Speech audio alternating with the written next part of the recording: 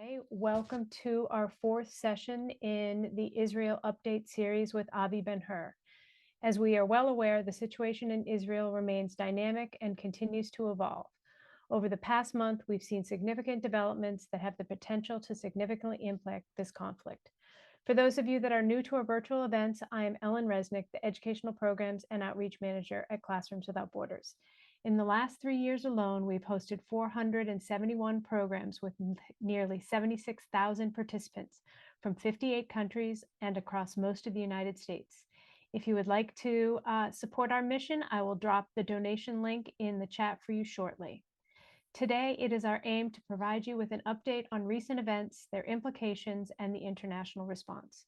We're dedicated to fostering understanding and constructive dialogue on this complex and sensitive issue.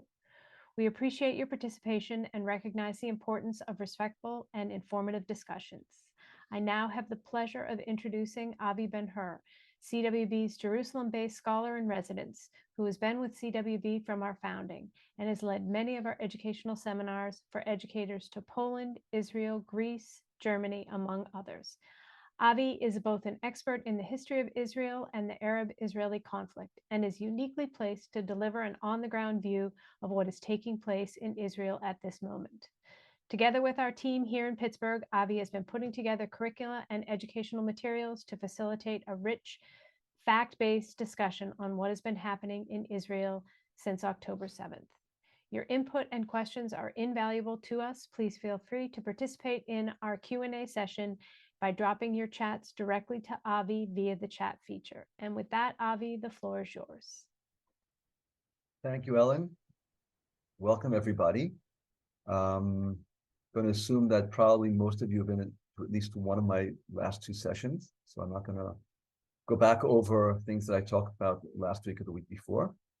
I'm going to kind of give you a view of what's happening right now on the ground. So those who don't know, I'm broadcasting to you from Jerusalem. So I'm here in Israel and the Middle East. Yesterday, we, how should I put it? Commemorated, that's the right term. It's in Judaism, 30th day of death, month after somebody passes. It's a very solemn commemorative moment. And here we're looking at what was a national mourning that took place all of yesterday. Really didn't need 30 days for that, because I would say that from October 7th forward till this very moment, the whole country is still in mourning and is still very much in shock. And again, we don't know the exact numbers of people that were murdered between October 7th and October 10th. Let me stop and say that again, because what we see in the newsfeed all the time is October 7th.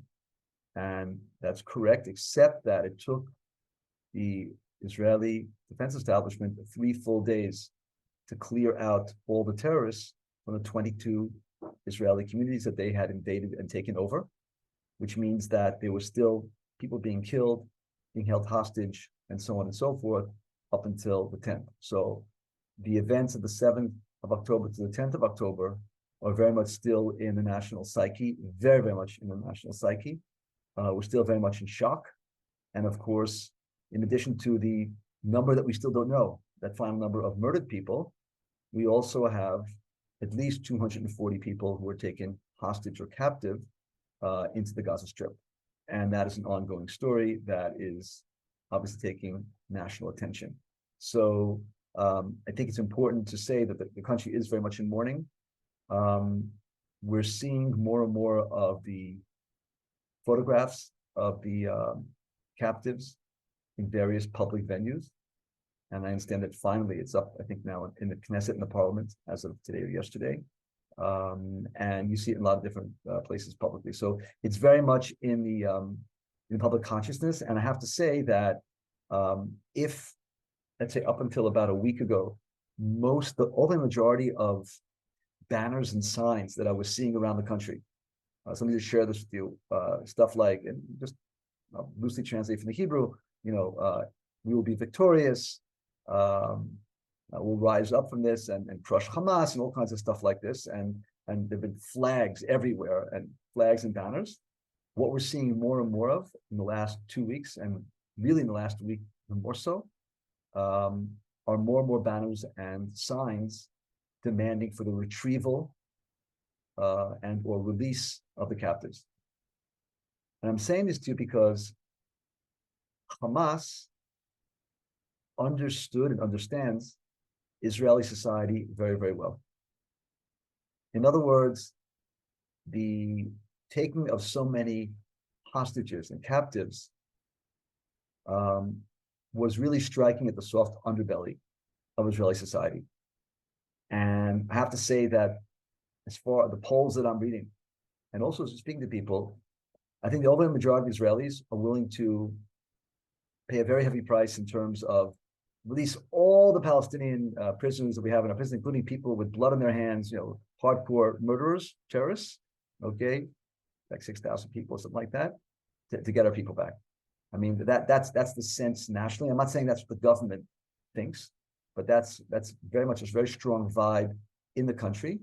And I'm going to repeat something I've been saying the last 2-3 weeks, which is that Hamas learned us very well. They know us from A to Z. We didn't know them anywhere nearly as well as they know us. And the issue of the captives or hostages is an acute one. It's a highly sensitive issue. And the numbers of captives are an insane number. Now, I have to say something I've said several times because I think it's important for everybody to understand here. And this is true both of the people who were murdered between the 7th and 10th of October, and it's also true of the captives. And we don't know how to quantify this, but some number of murdered and some number of the captives, A, are not Jewish, B, are not even Israeli. And so, for example, we know of Thai laborers from Thailand who were murdered. They're neither Jewish nor they Israeli. We had caretakers from India, from Nepal. Some were murdered, some were taken captive. We had people, young people, who came to this international music festival that was attacked. And we either murdered there or were taken captive. So we also have non-Jews, we have all kinds of foreign nationals that were either murdered or dragged into the Gaza Strip. And again, nobody knows the numbers in terms of, let's say, the captives, what the numbers are for sure of foreign nationals or non-Jews. We know that at least 60 Arab Israeli citizens were murdered as well. The overwhelming majority of them Muslim. Let me say that sentence again. We know that at least 60 Arab citizens of the state of Israel, most of whom, the majority of whom, are Muslims, were murdered, and some unknown number were also taken prisoner into the Gaza Strip. So I wanted to share that with you because I think that's also important to understand. There are rumors. There have been rumors in the last 24 hours in Israel. When I say rumors, in the news feed, we're seeing every 5 to 10 minutes, in like serious news feed here, that Qatar and or Egypt are on the cusp of finalizing some kind of deal where somewhere between 10 and 15 hostages will be released for a pause in the fighting, a humanitarian lull, not a ceasefire, some kind of humanitarian lull, a pause in the fighting for 24 hours or something like that. And just since the latest news is that half will be U.S. citizens or something like that. So it's hard to say exactly how truthful this is or is not. We really don't know. I would have expected that Hamas would have released the Russian nationals that they're holding and perhaps other foreign nationals like the Thai, because I know that the Thai government and the Russian government are directly speaking to Hamas and to Iran about retrieving their citizens. And one would think that Hamas would have a vested interest in doing that. Hasn't happened yet. It could be that if they do that, they'll be, in terms of intelligence, Israel will be able to figure out where they are. I don't know, but in the meantime, they haven't released those as well. So this is something that's keeping Israelis on the edge of our seats, and it will be for a very long time. I have to say this last time, and we'll move on from the subject. This is the main potent card that Hamas is holding as a very potent weapon against Israel. Okay, it has to be said, and it is a weak underbelly. So, what has the Israeli army managed to do thus far? So, about 11 days ago, the Israeli army finally entered into the Gaza Strip. In other words, in the first 3 days of this disaster, we had to stabilize what was going on inside of Israel. We had to kill or capture all the Hamas and Islamic Jihad and others that had entered into Israel. It took us 3 days to do that. We then began to, as you know, significantly bombard different areas in the northern part of the Gaza Strip, primarily. And 11 days ago, we actually entered with large forces into the Gaza Strip. And at this point, we've pretty much completely encircled Gaza City. So Gaza is, you have the Gaza Strip, but Gaza is actually the largest city in the Gaza Strip. And Gaza is also a historic city. Because Gaza is mentioned in the Hebrew Bible. It's a city with at least 4,000 years of history. Okay, a lot of archaeology and so on and so forth. So very significant city. Israel also demanded, warned, cajoled as many civilians to get out of that area from the northern part of the strip to the southern part of the strip. Up until the day before yesterday, something to the tune of about 750,000 out of 1.1 million had actually moved out of that area.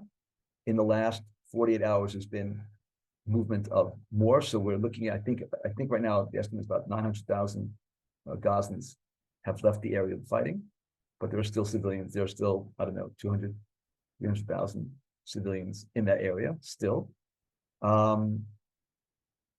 We have managed to kill some untold number, imprecise number of Hamas terrorists and some mid-ranking commanders.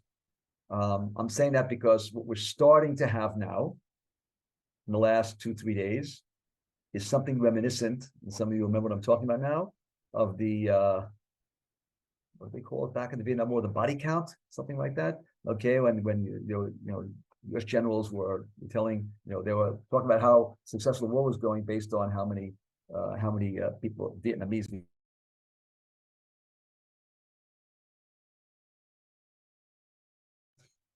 Okay, I just unmuted myself. I don't know. Ellen just muted me. No, I don't Okay. know what happened. Yeah, I'm glad you figured it out. Okay, so I'm back. We're starting to have this thing, and the problem with that is when you start counting bodies, your bodies are the ones you should be counting, not your enemies, because that's gonna be the sign for when the war ends or not. And in that context, 33 Israeli servicemen have died to date. Let me say that again: 33 Israeli army personnel have died since we went in 11 days ago. That's not to say since October 11th, because a few hundred were killed also out of the 1,400. So today it's upwards of 300 servicemen and women have died, but I'm talking about specifically regarding the so-called land maneuver inside the Gaza Strip. 33 servicemen have gotten killed as of the last time I checked, which was half an hour ago. Which every life is precious, obviously, but it's a very low number compared to what we're getting into. But that's also saying something. We really have not succeeded in engaging large forces of Hamas. The estimate is there's got to be something like 30 to 40,000 of them. They're underground. There are something like 500 miles of tunnels onto the entire Gaza Strip. These tunnels are very sophisticated, booby-trapped. This is something that is unprecedented. There's no comparable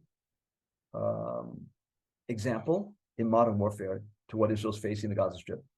No, it's not Mosul not U.S. Army faced in Iraq with ISIS in 2014, 2015.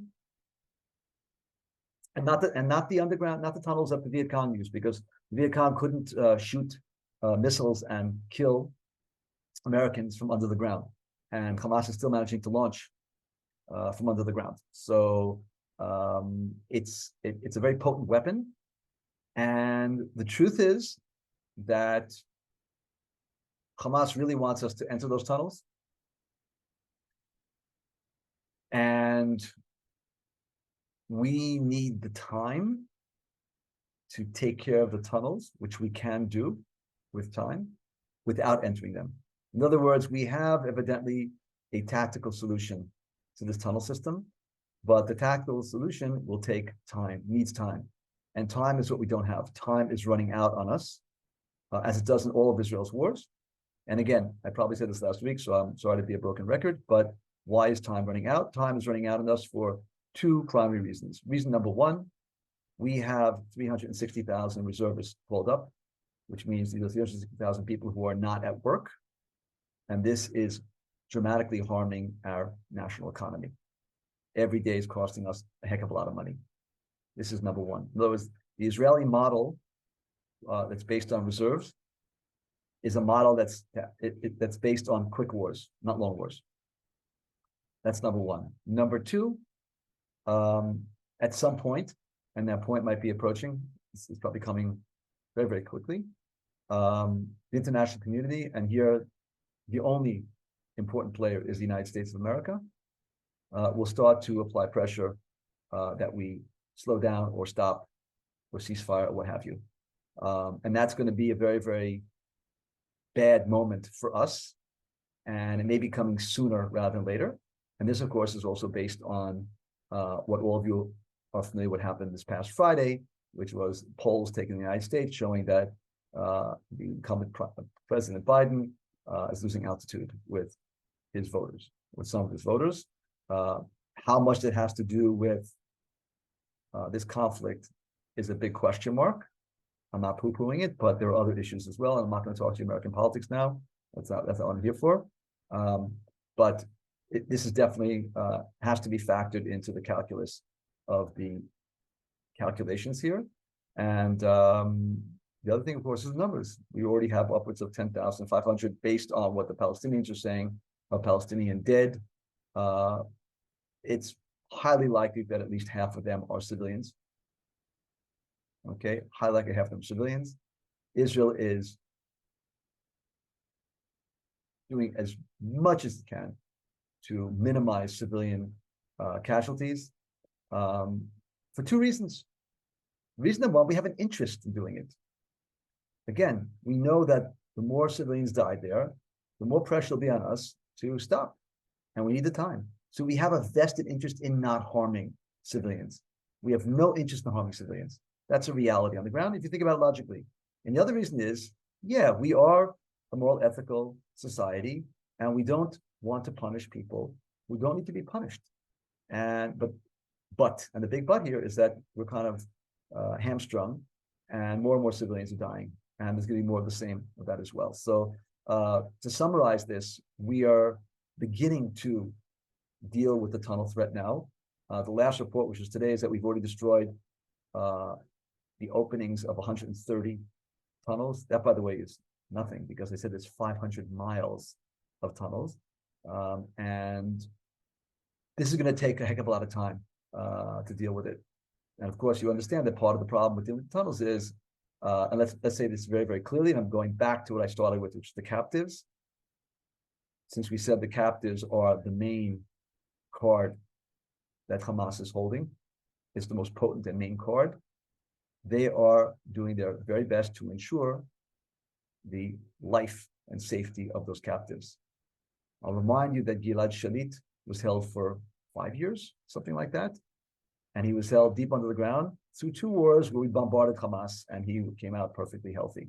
That is not to say that that all the, again, we don't know the exact number, 240 captives are still alive, all of them, but they have a vested interest, Hamas, in keeping them healthy and alive, because that's their main not get out of jail free card, but it's a main card to achieve some of their objectives. And this poses a huge problem for us because I'm sure they're sitting on the laps of the Hamas leaders deep down in those tunnels. Okay, so any ideas you have about blowing them up, collapsing the tunnels, using gas, what have you, that means also killing our people. Okay, so there are no good answers, and we all have to hope and pray that Israel does have some good technological tactic to deal with the tunnels.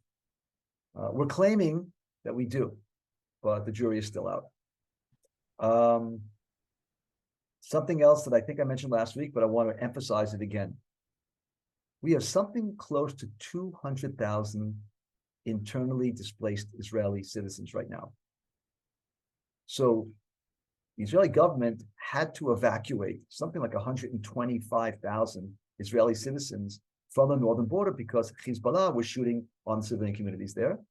And obviously, we had to pull everybody out of those communities that were in the so-called Gaza envelope. So you've got like 200,000 people who are internal refugees, if you want to call them that. And to be honest with you, it's been civil society that's been taking care of them more than the government has. People have opened up their homes, collecting money, sending food, clothing, what have you. A lot of, not all, but there are two big focal points or gathering points of most of the people who've been evacuated. The Dead Sea area is one, the hotels there, and the city of Eilat, primarily because both of them are pretty much out of range, more or less, or not out of range. There, you have more than enough time to shoot down incoming rockets at safety.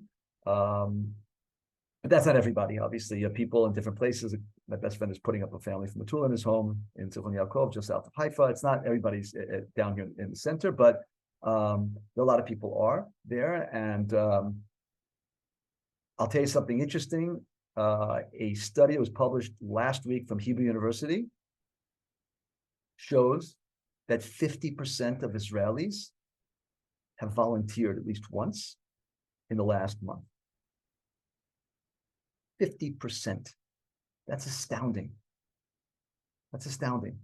That's showing you how civil society here has stepped up to the plate in a huge way, And just so you know, what's probably going to happen is that yours truly, in another 2 weeks or so, is going to end up turning into a civics and history teacher in Hebrew, not in English, not my native language, but in Hebrew, for Israeli high school kids, because they have these makeshift schools now. Because they have a lot of kids who are evacuated, and they'll take the places where the Dead Sea has no schools, zero schools. It's a hotel complex, and Eilat can't take in those numbers. So they've been asking volunteers, and I have the right credentials, and I've been told I'm a decent teacher. So I may end up doing that in another 2 weeks or so.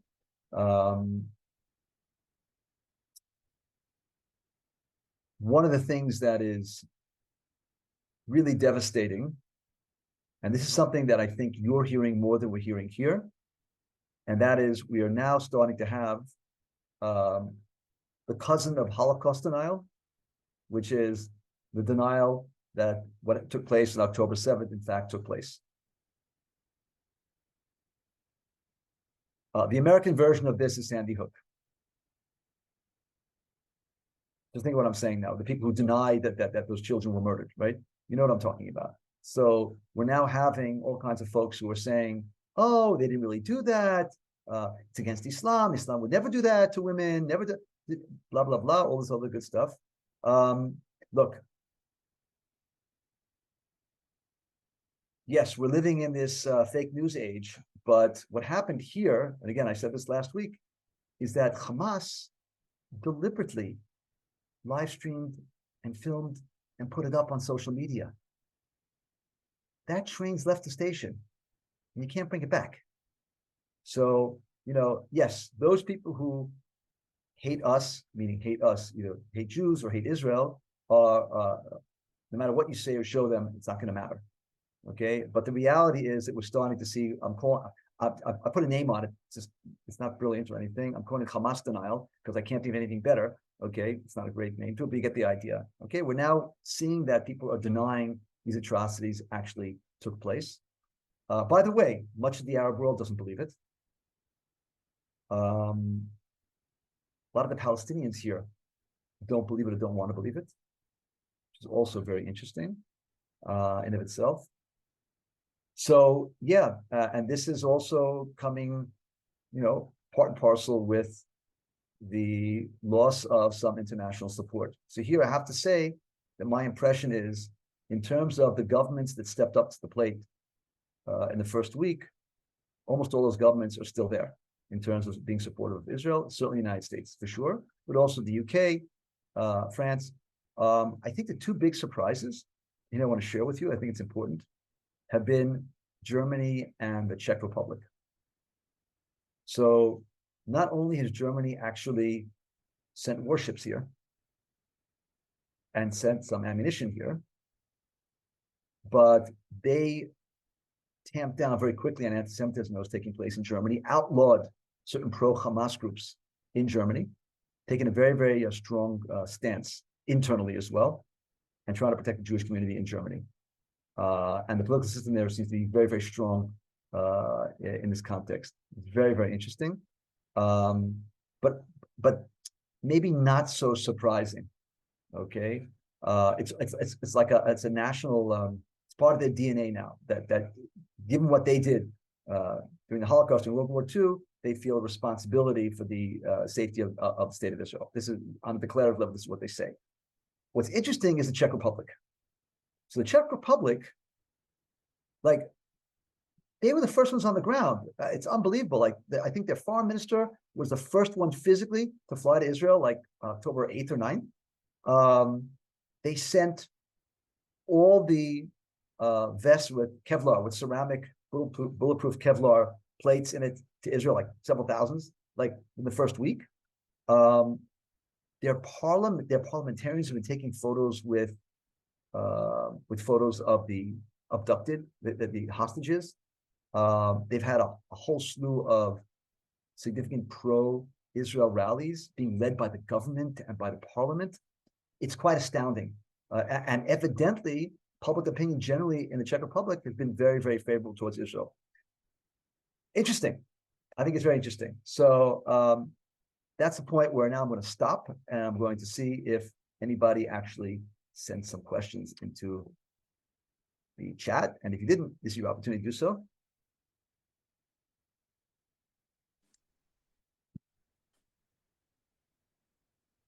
The chat was closed by Ellen.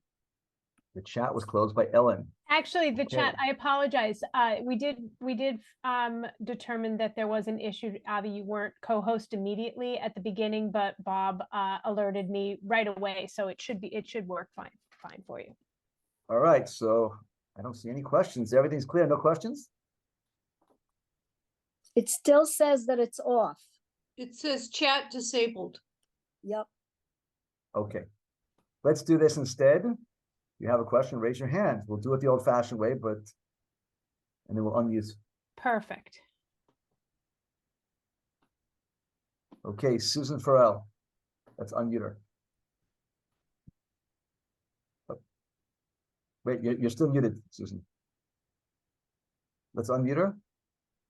Okay, Two questions. Hamas fighters, are they born and raised in Gaza for the most part?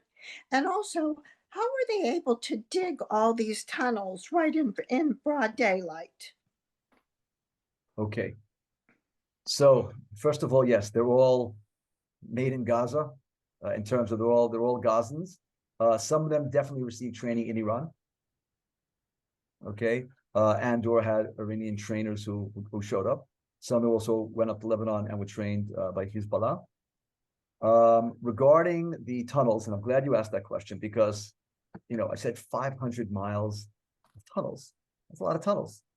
And you have to understand the lithology of the Gaza Strip. The Gaza Strip is literally sitting on sand. It is very, very easy to dig tunnels there. The trick is to ensure the tunnels don't collapse on you. And so they have engineers, and they've been using what we call dual-use materials, meaning cement concrete that should have been used to build clinics and schools and housing and so on and so forth. And in lieu of that, instead of that, they've been creating these tunnels for the last 16 years. So it's very easy to do it. Okay, more difficult to stabilize, but they have stabilized them, and it's a very sophisticated network. And of course, Susan, without being too punny about it, it wasn't done in broad daylight. That's the meaning of a tunnel. Okay, so now we're starting to get questions coming in. So I'm going to go back to the questions. Avi, it also looks like we have a class here. R. Martin, it looks like a class there. So we might want to let them unmute themselves. All right. Oh, wait, hang on 1 second. Before that, I want to address the questions that have come in first, if that's okay with you guys. Sure. Okay.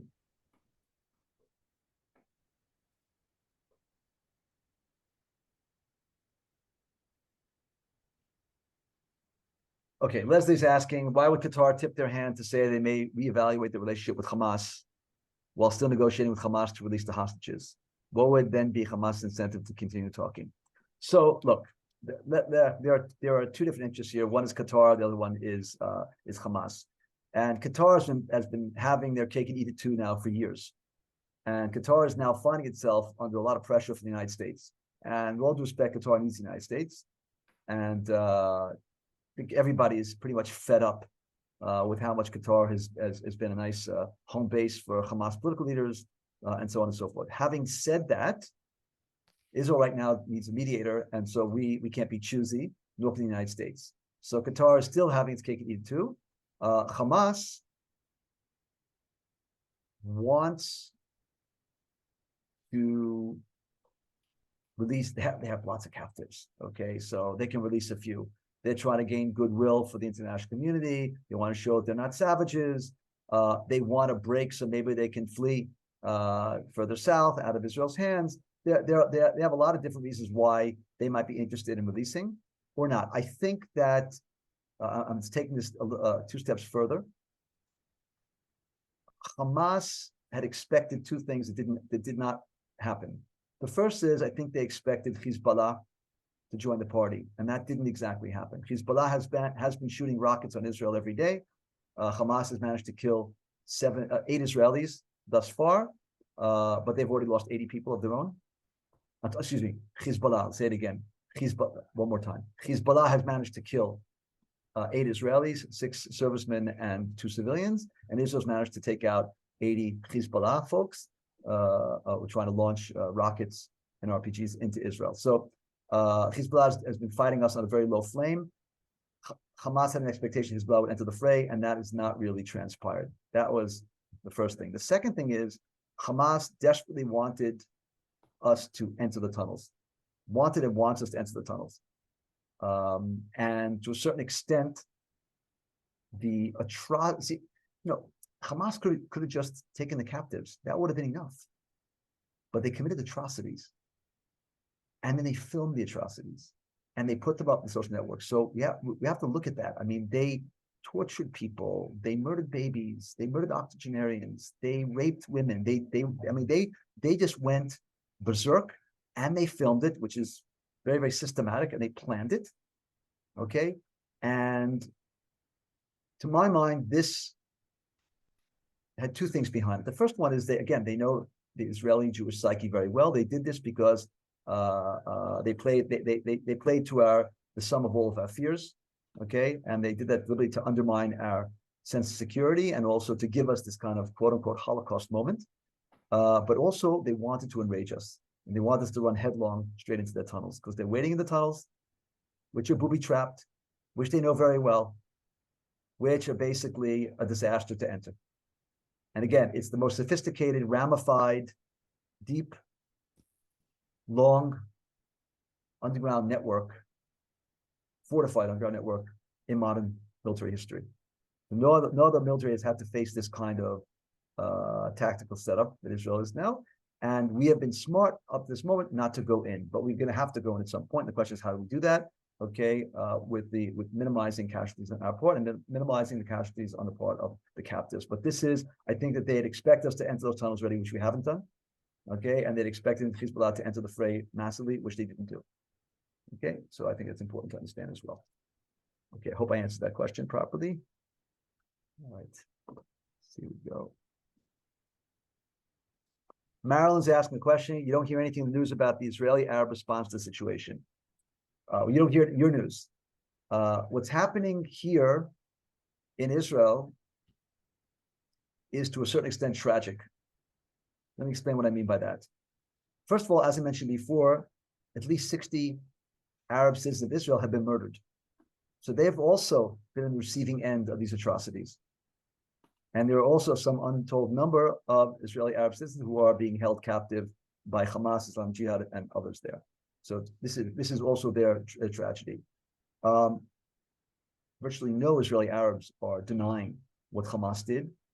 There have been some very, very public voices that have come out against it. The first one was Mansour Abbas, who was the head of the Islamic Party, who was a member of parliament, and he immediately called out to Hamas within 24 hours and said, this is what you did negates Islam. You need to immediately release the women and children and elderly immediately, because this is a sin against Islam. And he also, one member of his party, a member of Knesset parliament yesterday, got up and said that she said there's no proof that babies were killed, and he's calling his party to eject her from the party. Okay, so I want to understand what we're talking about. That's on the political level, but you need to understand as well. You had Arab citizens who rushed down there to extricate people. Okay, you had a Bedouin bus driver who went down there unarmed and got 15 people out, all of them Israeli Jews. You had another guy who was a paramedic, was down there, and he refused to abandon the people he was treating. He was murdered with the bandages in his hand. He was treating murdered Israelis there. He's Israeli. Okay, I happen to know he's a cousin of a friend of mine. Okay, so this is one part of the calculus, but the other part of the calculus is that some Israelis, okay, are now calling, are, how should I say, they are questioning the loyalty of the Arab citizens of Israel. There have been attacks, verbal and physical, on Israeli Arabs. And it's a very complex, they're finding themselves in a very, very complex, complicated moment and place, because the truth is that the overwhelming majority of them have behaved in an exemplary fashion. Folks, 33% of all the doctors in Israel are Arabs. A large number, I think like close to 40% of the nurses, male and female, are Arabs. They all showed up for work. They're all standing shoulder with their Israeli Jewish co-workers, friends, colleagues, and doing what they're supposed to be doing. Okay, so I mean, this is something one has to understand. But this is a very bad moment for them. And on the same token, let's put things on the table. Many Gazans, innocent Gazans, are being killed by Israel, and they are Arabs, and the Arab Israeli citizens see them as part of them, and so they're in a very, very complicated place, and it's really I do not envy them, but I think that, how come you're not hearing from them? In Israel we are, but also there is a certain trend here of, excuse me a second.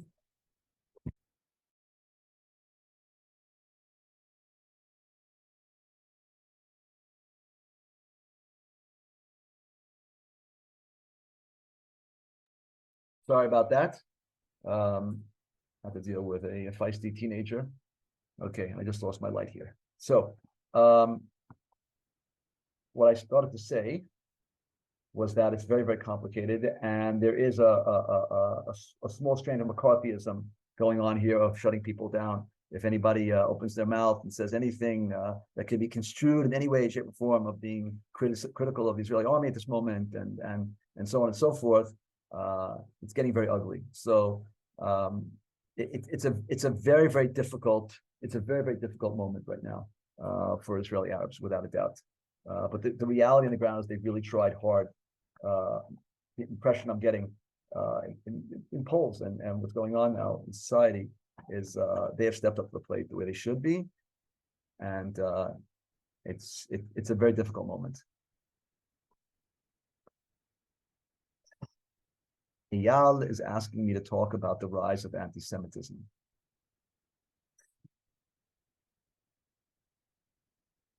Well, it's tragic. My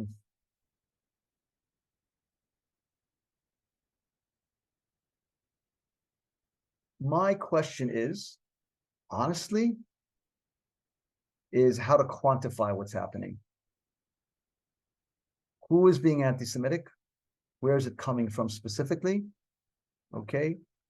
Is it a huge number of people? What we're seeing here are the rise of anti-Semitic attacks and comments, but it's not from large numbers of people. And I'm not saying that from any place of in any way, shape, and form minimizing this issue. It's a big issue. My impression is that on U.S. campuses, Jewish students have had a problem now for years. For years, it's not new. It's just exacerbated. But there's been a problem on campuses for Jewish students now for almost a decade, and that's a problem. My impression is that when we take a look at most of the protests, so first and foremost, we're going to find, and now I'm looking now globally. I'm not just looking at the United States. I'm looking at North America, some cases South America, and Europe. So it seems like a significant percentage of the people who are doing the protesting are of Islamic background. Some of them are newly minted citizens of their countries. Some of them are not citizens of the countries. They may be, people who are sort of seekers of asylum there. Some of them may be citizens who are Arab or Palestinian or Muslim. So that's one piece for sure. I think another piece and it's what we've seen now in a huge way, and I think this has been, let's say, the shocker, at least for Israelis, maybe, I don't know, people outside of Israel, but in Israel, the big shock is to find so-called liberal progressives who are coming out with zero empathy for what took place between the 7th and 10th of October. And this is something that is, I guess, if we're familiar with what's happened in that realm, then it shouldn't be a big surprise. But what's happened is you have people from the Israeli left, you have liberal progressive leftists in Israel, okay, who have found themselves completely abandoned. Okay, and they've discovered that, yeah, it's okay to rape them and to murder them as well. Doesn't matter if they're pro-peace, doesn't matter if they're a two-state solution, doesn't matter. And that's pure anti-Semitism, and that's also something that I think is a big question mark about the academy with a capital A, and what's happened. So yeah, and of course there are also I think we're less attuned to this, but you also have some of the usual suspects are also piggybacking on this as well. White supremacists, the same folks who are marching, the Jews will not replace us in Charlottesville in 2017. Some of them are online now saying that, the Jews brought this on themselves and this, and all kinds of, in other words, when we look at who these attacks coming from, the bulk evidently is from the Muslim world, Muslim/Arab world, from so-called progressive left, progressive liberals or liberal progressives, whatever, okay, and some also from white supremacists. How many people in the United States or in Canada or in Western Europe belong to one of those three groupings? I don't know the answer to that question. My gut tells me probably not a high percentage. And this is, again, not to minimize what Jews are facing now in North America, in South America, in Europe, not to minimize it in any way, shape, and form. But I think also that this is a bad moment. But I think that it's it's tempered by the fact that we're also seeing some people step up to the plate, supportive of Israel. And I don't mean just governments. So again, I don't want to minimize that. There's no reason to minimize what's happening, but we are seeing some interesting positive phenomena that's taking place as well. Not enough, but we are seeing some of it. So yeah, that's all I can say about anti-Semitism. Remember, I'm sitting here in Jerusalem, I'm not sitting in the United States right now. Julie's asking why only 10 to 15 hostages. Why not make any brief rest contingent upon return of all hostages? Well, this is the thing. They have all the cards, we don't. And what needs to be understood here, and I tried to emphasize it in the opening shot, but now I'm going to say it again more strongly, or I'll put it more directly. There is huge pressure on the Israeli government from the Israeli citizens to get our people back. It's a very highly sensitive issue in Israeli society, and there's a lot of pressure on the government. So, with all due respect, Prime Minister said, we're not going to have this rest with all the hostages, but the truth is, if we get any back, we'll do a rest. It's not a ceasefire, and there's a difference. A ceasefire, okay, will be cessation of shooting, a complete shooting. That's something that will that can turn into something permanent, and that's the end of that. And that's not a good place for us to be in, to be honest with you. Humanitarian lull or rest is something that is possible and plausible, and it has to be said that we do need to take that into consideration. I want to call on the class that's joined us, so maybe not all at the same time. Let's do it one by one. We have one student, Avi. Avi Maitcha. I am here from Israel as well. How are you? Okay, I don't see you. Who's talking to me? Raise your hand. Right here. Hi, Avi Maitcha. That's me. Can you? Okay. I'm going to add a spotlight. So you're both up on, Avi. Can you see the class Okay. now? Okay, Yep. there you go. Gotcha. I'll face this way. I truly just wanted to I like what you're saying, everything for sure. As a fellow Israeli citizen, I truly agree with all you say. And I had a couple of questions. So my first question was, where did you serve? I was just very curious. Where did I serve? Yes. I was a commander in the combat engineers, Handasa Kravit. That That means mines and explosives, but I'm an old guy. You're an old guy. I'm 59 years old. I'm 59 years old. Nobody's taking me in, and I haven't touched an explosive, a mine, or a weapon in at least 15 years. My dad was at the same place, and in Jerusalem you cannot be old. You gotta keep the spirit young in Jerusalem and all. Okay. Thank you for that. What other questions do you have? And the other question is, why are Gazan civilians dying from our Israeli attacks? Is that targeted, or is that because of different reasons? Okay, it's a very good question. How come non-combatant Gazan civilians are being killed? The simple answer, without being sarcastic, is that war is a terrible thing and people get killed. And when you have Hamas deliberately embedded in a civilian population, using them as human shields, you got to get to them. And as hard as we're trying not to harm civilians, and we have an interest in not harming them, they're going to be harmed. This is number one. Number two, in order to protect our people from what they were waiting for to hit at us, we had to take down a lot of buildings.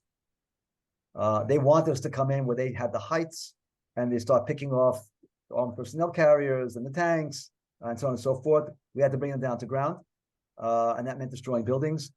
But we did that only after we told people to leave. We tried to get people to leave. We're still trying to get people to leave.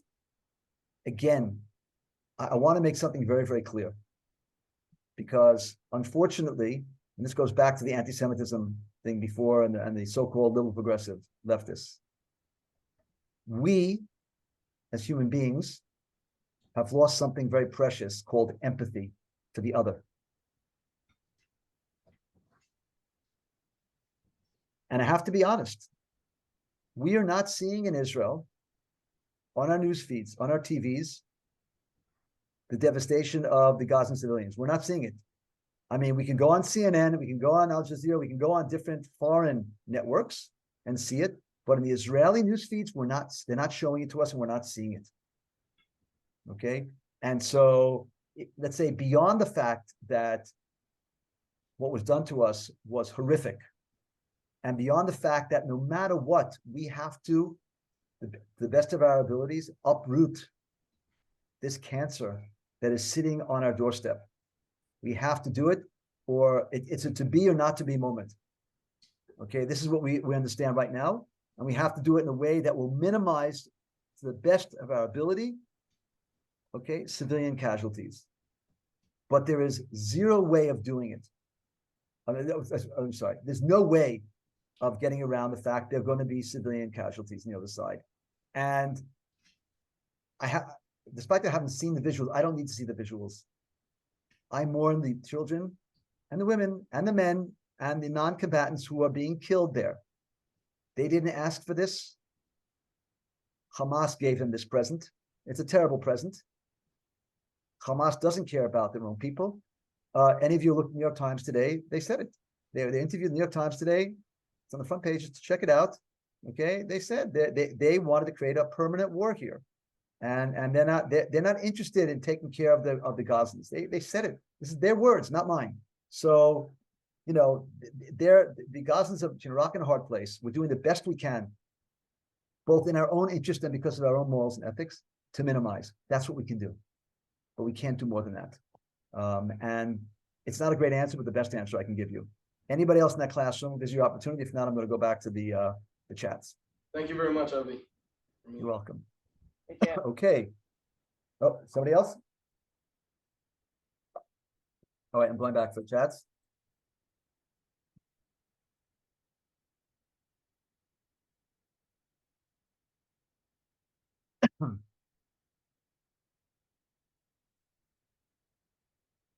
Okay, Bilcha is asking, with all the Arab countries in the world, why aren't they taking the Palestinian refugees? It's a good question, Bilcha. I'm not sure it is apropos for this specific situation right now. Do you mean the Gazan refugees? Look, if you mean the Gazan refugees, because you have now at this point almost 1 million displaced Gazans, internally displaced within the Gaza Strip, Egypt, there'll only be two addresses for what Bilcha is suggesting here. One will be Egypt, which is the more obvious one because Egypt borders on the Gaza Strip, and Egypt had applied a siege on Hamas. They perceive Hamas as their enemy as well. If Egypt or Jordan takes in Gazan refugees, I think they're going to have an internal revolt. I think their citizens are going to go nuts, okay, as if they're aiding and abetting Israel of kicking out the Palestinians out of Palestine. I think that it's not tenable for them politically to do it. I'm not going now what they did or didn't do what they didn't do in 1948 and from 48 until today. I'm talking about the very specific situation right now. The only two potential addresses to take in Gazans would be Egypt, which borders on the Gaza Strip, or Jordan, which doesn't border, but it's close enough. And neither will do it because I think those regimes will not survive if they do that.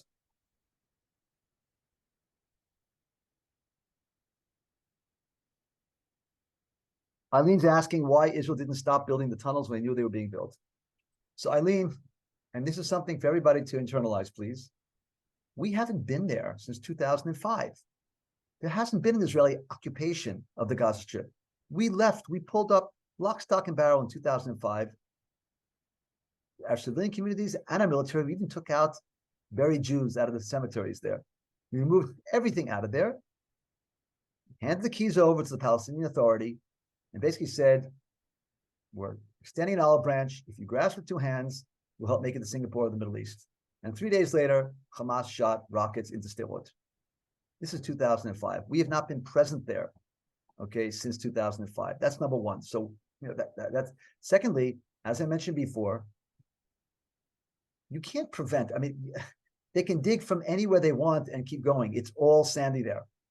Okay, it's very, very easy to dig.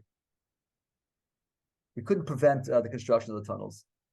The big question is, and it's going to be answered in the next few weeks and months, is whether or not we've actually created a tactical weapon to really deal with these tunnels, minimizing loss of life of our soldiers. That's the real question, folks. And we're going to get the answer to that question in the next few weeks or months.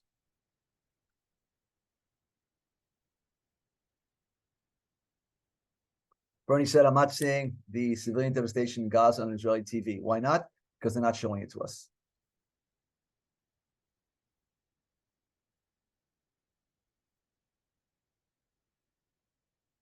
Robert's asking, is there a plausible ability, I think you mean capacity, for a diplomatic push for a two-state solution to deal with the political side of the fight against terrorism? Look, it's very, very difficult right now at this very moment to look into that crystal ball. I think I said that, I don't know if I could have been to a different group. I said to somebody last week, I don't know if it's this group. There was a joint Palestinian-Israeli public opinion survey that was done last December, a little less than a year ago, December of 2022. And the results were that less than 35% on both sides were for a two-state solution. I'm talking to you now a little less than a year ago, in December 2022. So the two-state solution has been something kind of dead in the water for some time now. It would mean, in terms of capacity or ability, it means two things would have to happen. First of all, the Israeli government, as it is today, would have to be reconfigured. Let me say something very, very clearly. Half of the coalition members in this present Israeli government are for annexing the West Bank or significant parts of it, Judea and Samaria, which means they're not for a two-state solution. Let me put it differently. They are declaratively against two-state solution. So long as they are in the government, that's half the government, you don't have the capacity on the Israeli side to do this. On the Palestinian side, the Palestinian Authority is inept, weak, corrupt, and unpopular. So remember, it takes two to tango here. And you don't have a partner on either side for the tango. So I don't want to belabor the point, but, never say never. But right now, from this vantage point, at this very moment, I don't see the capacity for it, to be honest with you.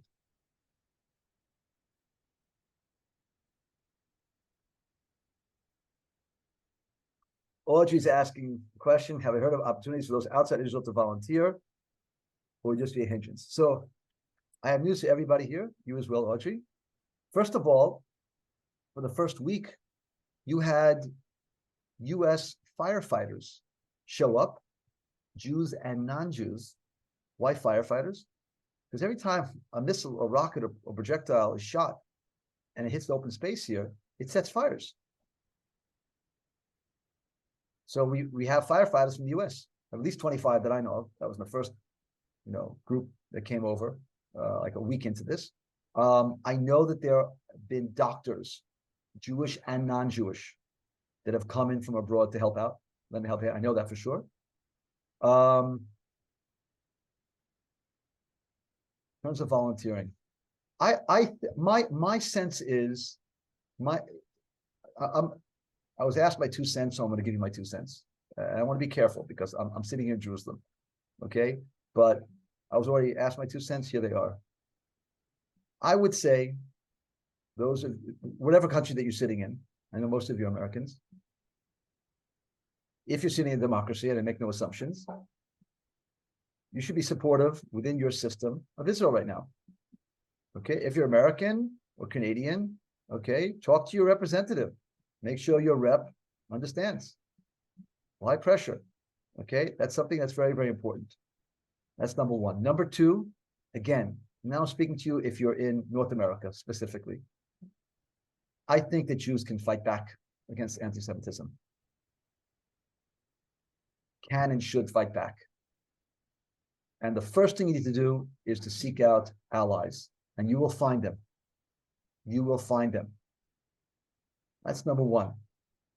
Number two, use your political representatives, use your knowledge to push back. I know it's happening. I know there's a WhatsApp group of upwards of 45,000 Jewish moms who have kids in colleges and universities in the States, and they're pushing back. And I know there are law firms that are pushing back against campuses. And I know there are business people who are pushing back. Push back.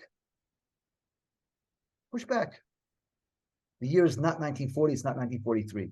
It's 2023. So if you're in US or Canada, you have more power than you think. Push back against anti-Semitism, and also be publicly supportive. Okay, use your representatives to be publicly supportive of Israel, because that's what we're going to need here more than anything else. Again, I apologize because I was asked the question. I didn't want to volunteer that on my own, but I felt that's okay. Cowboys from Wyoming have gone straight to the settlements of the West Bank, Eyal. Okay, and that volunteering is not exactly the volunteering that I think we need right now here. And even that may have sounded like a political statement. It really wasn't. They don't need them in the West Bank. If they want to volunteer, they should be volunteering for the communities that were evacuated. Okay, what I can see is we've been on for an hour, and I don't see any more questions. So this is your last opportunity. You got 1 minute to write a question. Okay, if you still have something that's left unanswered. Avi, I do see wanna- Naomi's hand is up and James' hand is up, so perhaps they they don't can want to write. unmute They don't want to themselves. write. Okay, just one at a time. Also- Una also la Linda volta. Pollack. Oh, and Linda Una la too. volta. All right, can you spotlight her so I can see? So I can. Yep, I'll spotlight Naomi right here. All right. I actually did write. I know how to write. And I guess you didn't get it. I mean, it looks like it went to you. But anyhow, the question is, can Sorry you about that. talk a little bit about the West Bank Jewish settlers who are attacking Palestinians, which just blows my mind. What are they trying to achieve? What do they hope will happen? Okay. So yes, let's call out what actually is happening. About 100 Palestinians have been killed in the West Bank, and not by Israeli police or Israeli soldiers. And what's been going on now is there. I don't know how to quantify it, but you can hear it declaratively. There are some people within Israeli nationalist society that see this as a grand opportunity. And this is, the security establishment is very, very much opposed to this and against it. And in fact, there's a meeting taking place, may have taken place already. So I'll have to look newsfeed. I've been here for an hour, but it's supposed to have been a meeting on this issue with the government and the security establishment. I think in this hour this went by, and this is a problem. This is a problem because it is both undermining our case abroad. It's also immoral. It is also setting us up for a very, very bad place when this is over. And so this is not a good thing, and we'll have to see where it goes, where it leads. But yeah, this is something that Israelis are not happy about. Yeah, I have nothing more to say about it. I'm gonna put James, because he's been very patient with having his hand up for a while. So there you are, James. Howdy, James. Go ahead. Hello, how are you, Avi? Thank you for doing this for us. I've heard reports more than once on national news on TV where they've interviewed Gazans that have been shown scenes of Gazans being rescued in South Gaza. And this looks very bad, and they're being rescued from damaged areas, from bombed areas. And of course, this looks very bad since Israel warned Palestinians to leave the northern part of Gaza and seek safety in the south. So I find it disturbing. Is there a question, or that's a statement? No, that's it. It's a question. The question is that really happening? And if it's happening, why is it happening? So Israel didn't explicitly bomb the people there. But when we started off the bombing, it wasn't just in the north. Okay, we had evidently, and I'm not on the ground there, I'm not in the military. Okay, but we had intel. Okay, tracking people, and again, everything we're doing, you're going to have collateral damage, and I'm not saying it in any kind of blasé way. You know, Israel invented this what's called roof knocking. You've heard about that, where we give them a warning, literally like a bump on the top of the roof, and people leave buildings before we bomb them.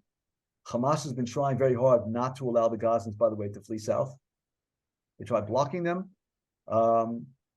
And yeah, listen, you know, this is the biggest operation the Israeli army has done since the first Lebanon war in 1982. And so you're going to also make mistakes. You're going to have errors. Okay.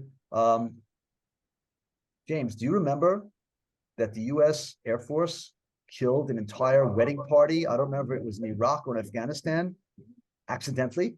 And it was like a lot of people, like tens of people were killed, okay, because they got it wrong. They got wrong information. Do you remember that? I remember that. Now that I'm not giving you a whataboutism here. What I'm saying is what I said earlier. War, Sherman said it best. War is hell, and I'm not making excuses for it. And I said I really, it's painful to know that innocent people are dying. This is a nightmare that's going to get much, much worse. It's going to get much worse. The news reports that I saw were within the last few days. I saw it aired a couple times. This was on NBC actually. So is that real news? Is it fake news? Because apparently this has been happening after these people have left presumably after they left the north and went down to the south. So it's not something that was happening because of, you know, collateral damage of bombing in Gaza City. Okay, so look, let me say the following three things. Number one, I don't know. I didn't see what you saw. Okay, so I can't really weigh in on it because I didn't see it. I'm being very serious. Number one. Number two, I don't watch the news. I only read the news.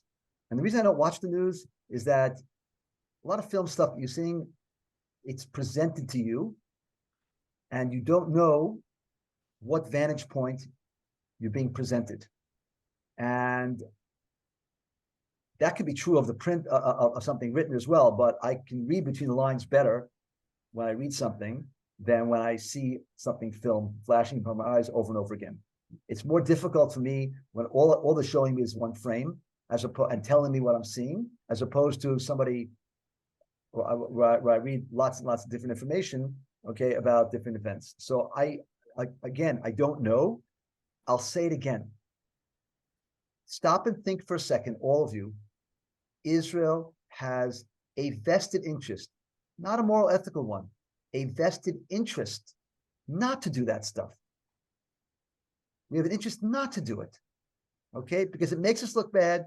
The sand falls faster in that sand clock, okay? The pressure rises. We have a vested interest not to do that, okay?